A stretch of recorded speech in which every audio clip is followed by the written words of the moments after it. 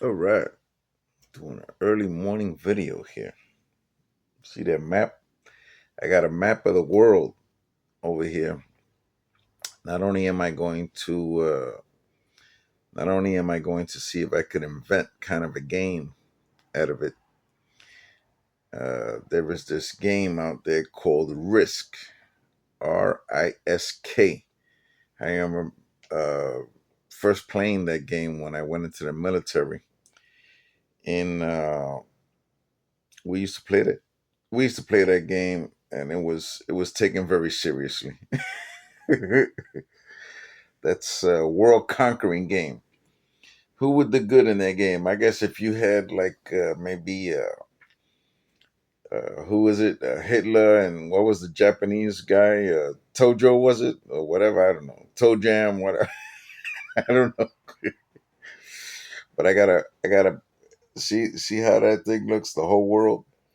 I thought to myself, I said, it would be nice if between my comedy and my singing that I was able to go all around that. I see big time comics going all different kind of places like Fluffy. What's his name? Iglesias.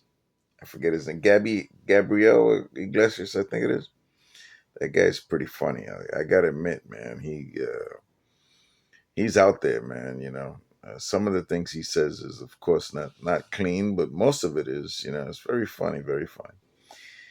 And I see him talking about traveling to India and going to how do you say take entertain the troops in different places and stuff. That's great. That is a fantastic opportunity there. You know. And well, here we are, 6:46 a.m. 3/14/2025. Is 2025 throwing kisses at you yet?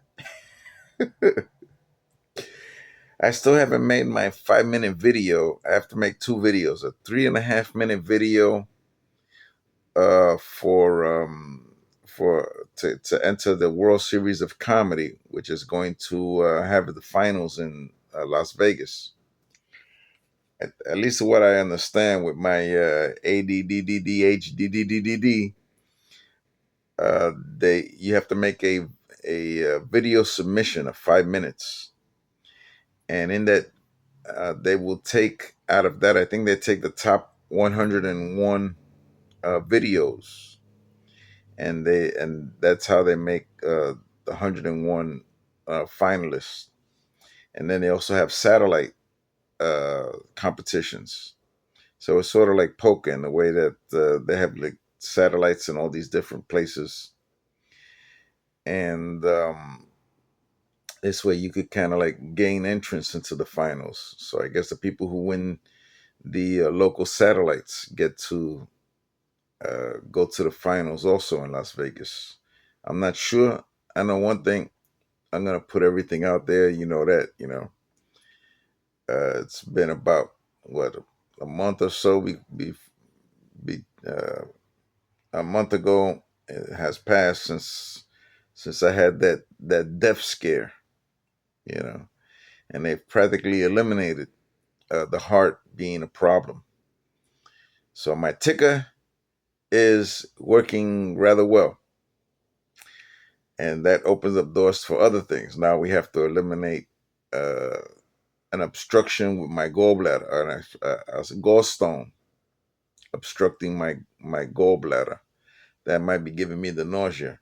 Either that or I'm pregnant again. And I know what you're thinking, man. And this is gonna be the Spanish pastor. This is gonna be the Spanish pastor of I guess it's one of the largest churches in Brandon. At least on this side of Brandon. I don't know about that First Baptist Church. Wherever there's a First Baptist Church, that they got a large congregation there. I don't know exactly. I haven't been into that First Baptist Church of Brandon. I'm sure they have one. No, they do have one. Actually, I think that's like on. I want to say it's What is that called? Where the train tracks are, Clay Avenue or whatever. I forget what it is. But anyway, it's on that side of town, like Parsons and Clay over there by the train tracks. I wonder if them train tracks go over there on a Sunday morning. And people, well, they're Baptists. They probably don't move around too much. I don't think. I guess it depends on what Baptist they are over there. But we gotta love them anyway, man. I love seeing different kind of congregations. I would like to go to that. See, before Arise became Arise, it was the Assembly of God Church on Kings Avenue, and they sold that church. It wasn't that small, tell you the truth, um, and it may have been smaller physically, but some of the donations that I heard from that place was like crazy, man. You know, I remember Pastor Rennie Brummett talking about one person who came to his office and gave him a six-figure check as a donation. And Pastor Brummett said he said, anybody could write it, but now that check clears is a whole other thing. I think I'm gonna write out. I think I'm gonna take my. I think I'm gonna get my checkbook. I must be the only person left with a checkbook. I don't think people have any. People don't choose checks anymore, right? I haven't used that one since for a long time. But I think it would be good to take that check and just write it out. Even if I don't have the money to cash it right now, but make a big check, like a tithe check, like a six-figure tithe check, like 100,000, a quarter of a million or something like that, and just write it out, you know, and wait for God to put me in a position where I can actually put that one in the offering plate, or put that in the box in the back, or well, I guess those are the only two ways nowadays, because some places they don't even do that. They just have you. You really want to donate? They got a box in the back, or you go online. Which is cool. As long as they allow it. Some places, since I have a 656 number, some places they don't even, once they see the 656, they say, "What is that?" And I've been having that number for at least 2 years, and they still don't accept it as the new number for Tampa Bay area, because there's so many people here. It's crazy.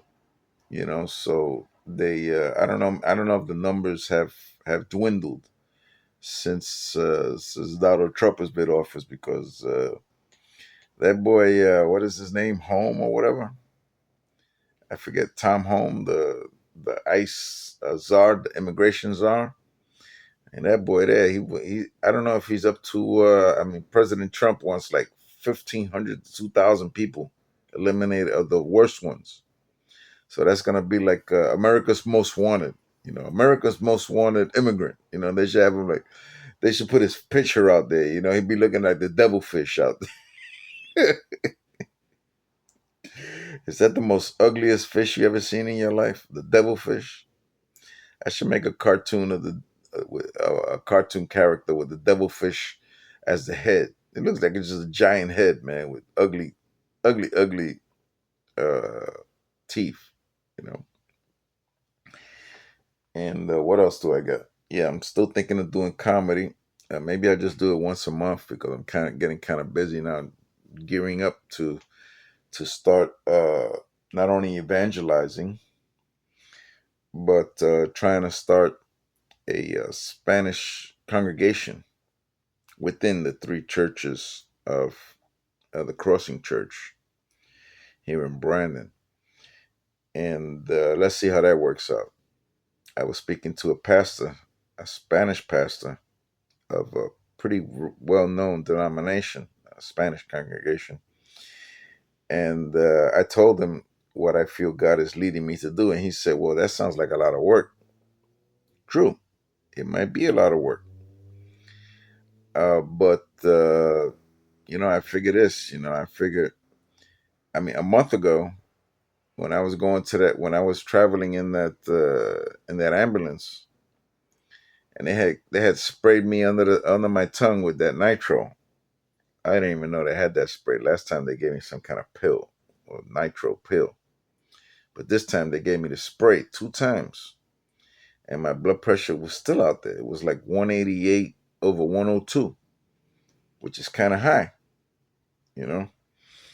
And and I would have made any kind of bargain with God to live a little bit longer. Tell you the truth, because I want to see my grandkids. I want to get remarried again. And now that I know my heart is good, that opens up all kind of possibilities there.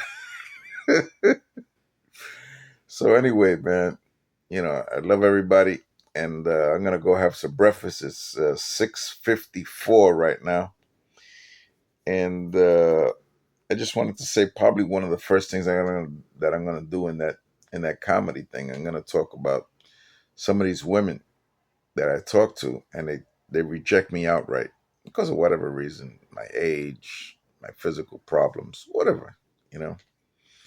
And I tell them, well, maybe you don't like me, but there's gonna be another one, because you got 8 billion people on this earth, 8 billion, right? There you go, eight. Okay, do like a Sesame Street. Just 1, 2, 3, 4, 5, 6, 7, 8. Got 8 billion people on this earth. I've counted every single one of them. Okay, now you figure out of the eight, you got 4 billion women. 4 billion. Okay, out of that, out of those 4 billion, maybe 2 billion were never a man. Okay,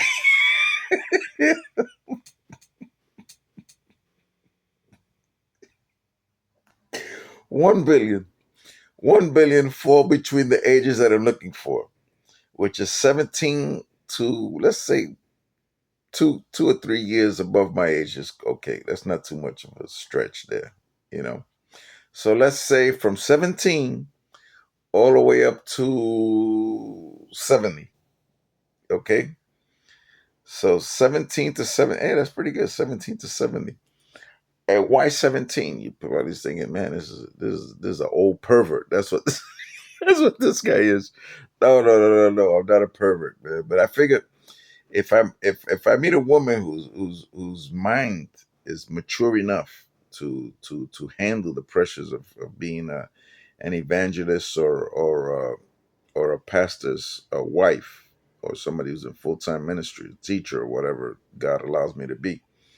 If she's that mentally mature, and I'm sure there are some 17-year-olds who might be able to do that.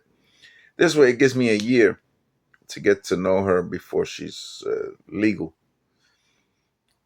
Well, she might be legal already, but I'm talking about legally where she can get married. Even though I know some places they still need the parents' permission to get married, even at 18. I think I was reading up on one country that, I don't know if it was the Philippines or whatever, but you actually need the consent of the parent to get married even after 18. Over here in the United States, 18 and you're good to go. Regardless of whether it came out good, bad, or whatever, horrible. You know, some marriages, some people they meet, and they stay together all the time. Some people don't. You know, I know my dad and my mother, they stayed together 64 years. 64 years. I remember for the 50th, it was really big thing. The 50th was like a big kind of celebration there. They rented out this place at the Ramada, and it was tremendous. It was really big. But I don't know if anybody still has videos of them. I don't know. I don't know. I don't know if anybody had videos back then. I'm sure they did. I'm sure people had videos and stuff. I mean, it was 14 years before. I gotta check it out. See if any. I'm gonna have to put it on chat and get in touch with some neighbors. Get in touch with some of the family members. Maybe they might, or maybe my sisters might know. But anyway, yeah, I got a lot going on. They're gonna be doing a sonogram of my gallbladder. I have gallbladder stones. Like, it was diagnosed like 3 years ago. So maybe one of them is obstructing. and when it's obstructing, you may be getting nausea from that. So maybe that's what's been causing all this nausea. Maybe I also need to get a upper and lower GI. Also, I need to get a live X-ray, live X-ray, and eating. I think they have me like eating that terrible chalky substance or whatever to do contrast properly. And of course, when they do the sonogram, maybe I might ask them to see if they could tell me the sex of the babies that I have, the twins. We can have a reveal party. I'll come over here, and if you see like blue balloons in the back, you know that there are two boys. If you see like blue and pink, I guess there's a boy and a girl. And if you see all pink, I guess you'll know that I'm having two girls. I don't know. I'm sure the father of my children will be very happy. Okay, well, God bless everybody and have yourself a great day. Bye bye.